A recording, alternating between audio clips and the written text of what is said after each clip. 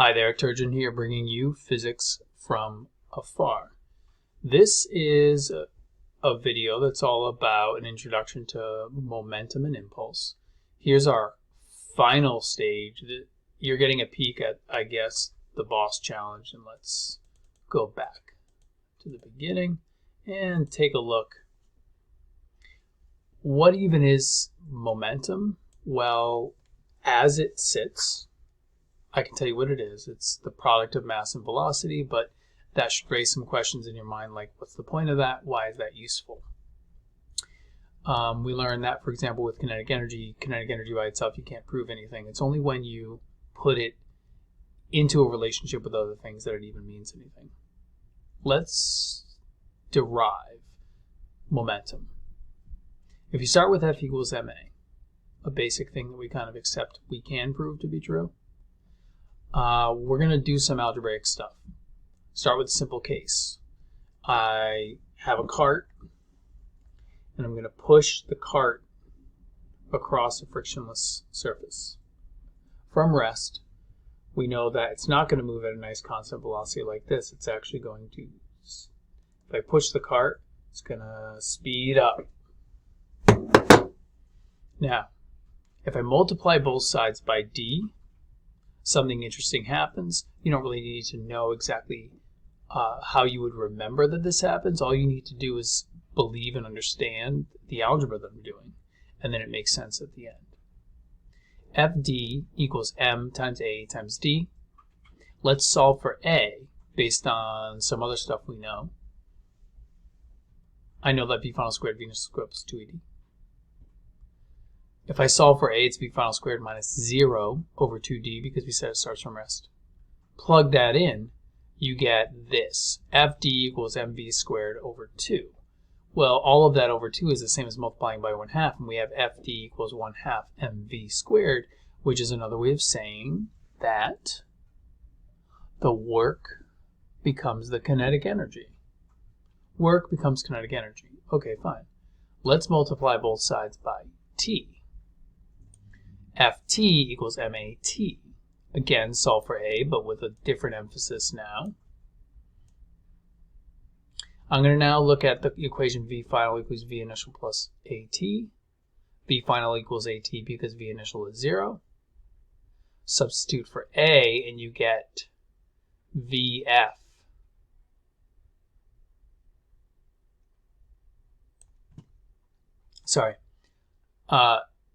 Substitute for AT and you get VF. So FT equals MVF. Well, this MVF is momentum. Easy Teach is glitching on me. This is funny. Come on. So MVF. That's momentum. Ft, this is a thing we're going to call impulse. So I just defined that. And now we know why it's useful. It's because it can be used in particular situations that, frankly, I'm telling you right now, collisions. It's useful for collisions where the force is large, the time is small, and we change the momentum of something. Often something is changing its momentum really quickly. So here's the best definition. It's mass times velocity. That's not satisfying till we use it to do some stuff. Momentum is a vector. It has direction. Velocity has a vector. It has direction. Kinetic energy does not have a direction. Work does not have a direction. Momentum does. One way to think about momentum is its directional velocity. Another way to think about momentum is that it is the amount of force we would use to stop an object if I gave you only 1 second. I mean, if you give me a month, we can stop almost any object with our bare hands, but if I only give you a second, that's kind of what the momentum represents, the thing that's hardest to stop. Directional inertia, inertia in motion. It's a vector. Again, this is kind of abstract. Impulse is also a vector. Impulse is the force multiplied by the time. The AP committee likes to talk about situations that up to this point in the year we've called them acceleration. We've said the velocity is changing, velocity is increasing. AP committee likes to say changing momentum. impulse causes a change in momentum. So we call this the impulse momentum theorem, and here's my favorite way of writing the impulse momentum theorem. Because when you look at the impulse momentum theorem, you can say, oh yeah, this part is a change in momentum, and this part is an impulse. There's a little sneaky delta in there. The delta means change in. This is one single quantity. This triangle V is one single quantity, so there are 1, 2, 3, 4 variables involved, not 5. Here's an example. Pause the video, try to plug in. Okay, change in velocity, blah, blah, blah, blah, blah. Well, if I want to find the change in velocity, I can substitute in for here, and I can get 11.6. Why? The force, the time, the mass. I know the velocity changed by 11.6. I actually don't know what the velocity is. I can't tell you what the final velocity is, but I know that the change was 11.6. What is the change in momentum? Well, the change in momentum, I can do 60 times that to get the mass times the velocity, or I could just look at that left side, which I already did, and got 696 kilogram meters per second. Again, we're relating momentum to force and time in a convenient way. Here's where things get tough.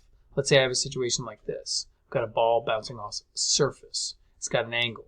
It's going to leave it the same angle, meaning 70 degrees. A lot of students struggle with the idea of where is that 70 degrees. If it's with the horizontal, you put the 70 between the velocity vector and the horizontal. Between the velocity vector and the horizontal over here is going to be off this line that I'm drawing right there. Now, I'm going to break this into components, break this velocity into components, and what you're going to see is if I look at that 2 meters per second and I break that into components, I've got a horizontal going this way and a vertical going down. I got it on the way out, it's got a horizontal going the same way and a vertical going up. Well, what's interesting is the y component is the only one that changes. It's only the y component that changes. So the original is negative 1.88 when you do 2 times the sine of 70 to get that vertical part. Horizontal doesn't change. Here's the most important thing, this thing in blue right here. This thing in blue is the most important thing. It says the change in velocity is positive 3.76. Why? It's 1.88 down all the way to 0 and then all the way more to another 1.88 up. So it's a very large change. You can think of it as V final minus V initial being 1.88 minus negative 1.88. That gives you a change in velocity of 3.76. Once I know my change in velocity,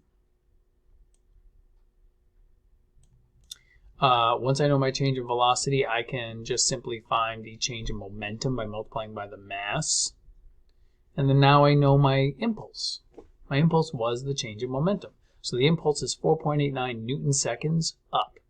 By the way, the units of momentum are kilogram meters per second, not kilograms meters per seconds, or even worse, kilograms times meters pers seconds. No, just say kilogram meters per second. Here's a warm-up we did. If we know we're looking down on a radio controlled or remote controlled plane, and it's got this momentum 20 degrees south of west, we want to find the components. So this is like the training that I'm trying to put you through is like, oh yeah, if you have an angle, find the components. It is a vector. Find the components. And I forget what these worked out to be, but I remember, I feel like this one was like 680 and like 2 something. The idea is that break it down to components. You can do the sine and cosine of the angle. When you do the cosine of the angle times 700, you get a pretty big number, 640, I don't know. And then when you do sine times the angle, you get a pretty small number, which would be kilogram meters per second. Then we looked at a simulation, and if you do a Google search for PhET, P-H-E-T, PhET collision, this is a really old version of it, but you can play around and you can look at the kinetic energy before and after, and you can look at the center of mass. and interesting things happen. Here's the full definition of, here's the definition, not definition, but here's the description of the principle, what you can observe about the center of mass, and it's very interesting. We can also observe that the total momentum stays the same when you look at the momentum vector. So, to summarize everything, momentum comes from Newton's second law, arguably. It has a really interesting use in the same way that work and energy had a use. We got a new type of quantity called momentum and a new type of quantity called impulse, and they are related. Things stack up nicely for certain types of questions like this. For situations such as a bouncing ball, we got a very brief collision with the ground, and we see a change. We're thinking in terms of vectors now. We got to look at the part of the velocity of that change, because this thing never stops moving to the right. We can use the relationship of its velocity changes and figure out what its momentum change was and what its impulse was. This has been Turgeon with Physics from Afar.